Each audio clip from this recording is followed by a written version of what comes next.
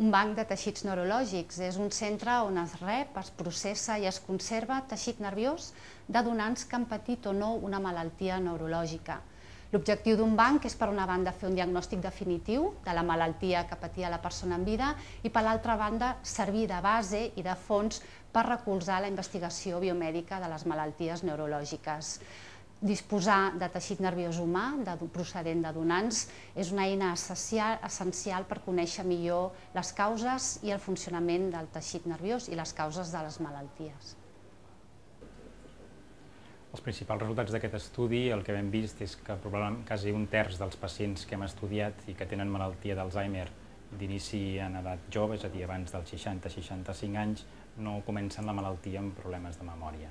I d'aquests pacients que no comencen amb problemes de memòria, més de la meitat estan diagnosticats d'una malaltia diferent de la malaltia d'Alzheimer. I això una miqueta ens indica que és molt important la introducció de biomarcadors que ens permetin un diagnòstic en fases inicials de la malaltia, especialment en gent jove en què la malaltia es pot confondre amb altres patologies.